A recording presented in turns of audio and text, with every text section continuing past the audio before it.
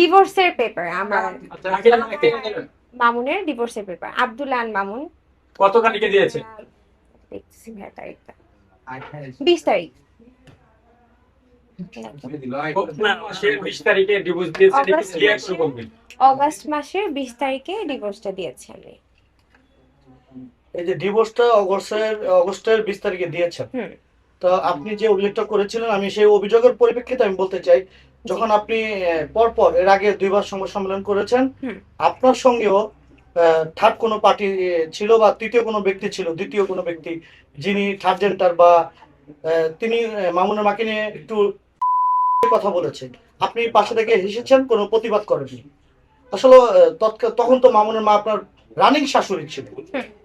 আপনার রানিং শাশুড়ির বিরুদ্ধে একটা ছেলে আপনার পাশে বসে কথা বলছে, আপনি কোনো প্রতিবাদ না করে হাসছিলেন। আচ্ছা, প্রথমত আমি তো ওনাকে চিনিও না। ওই দিনই আপনাদের সাথে আমার ফার্স্ট দিন যেদিন দেখা হয়েছে, লিখনকে আমি ওই দিনই দেখেছি, এর আগে আমার কখনো দেখা হয়নি।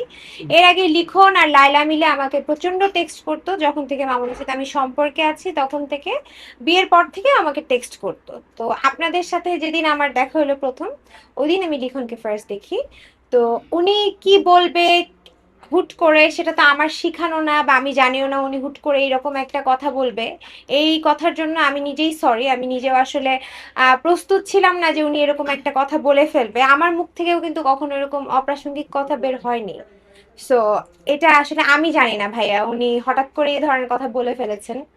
আর এরকম সিচুয়েশনে আমি নিজেও অকওয়ার্ড হয়ে গেছিলাম। তো এই কথাটা আর যদি আমাকে ইন্ধন দেওয়া বলতে কি, আমি আসলে কাউকে কোনো থার্ড পার্সনকে ব্লেম দেই না সম্পর্কের মধ্যে। আমার আর মামুনের প্রবলেম না হলে আসলে কোনো থার্ড পার্সন ঢুকতেই পারতো না। কারণ হচ্ছে থার্ড পার্সনগুলো অনেক আগে থেকেই অনেক বাজেভাবে চেষ্টা করে যাচ্ছে ওরা আমার সম্পর্ক ভাঙানোর জন্য।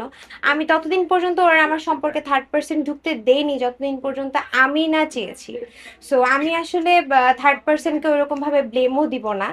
কারণ হচ্ছে আমাদের মারামারি ঝগড়া যদি না হতো তাহলে আজকে হয়তো বা আপনাদের কাছে এসব এসে বলতে হতো না, থার্ড পার্সনরা ওইগুলোর মধ্যে ইনক্লুডেড হতো না। আপনি একজন সাধারণ নারী হিসেবে বা দেশের একজন সচেতন নাগরিক হিসেবে জি, আপনার পাশে বসে আপনার শাশুড়িকে যে ভাষাটা ইউজ করেছে, আপনি আমার শাশুড়ি আমাকে নিয়ে কিভাবে কথা বলেছে এটা কি আপনারা দেখেছেন? ওনাদের কিন্তু স্টেটমেন্ট অনেক পরিবর্তন হয়। আমার শাশুড়ি সরি, কি বলবো আসলে, ও তো এখন আমার এক্স হাজবেন্ড। শাশুড়ি বলা কি যৌক্তিক হবে কিনা আমি জানি না।